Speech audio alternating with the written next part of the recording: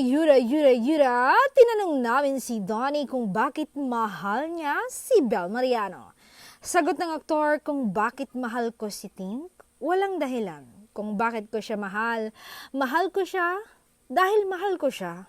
Hindi kailangan may dahilan kung mahal mo yung isang tao. Mahal ko siya hindi dahil sa maganda siya at sexy siya at kung ano ang meron siya. Basta't mahal ko lang talaga siya.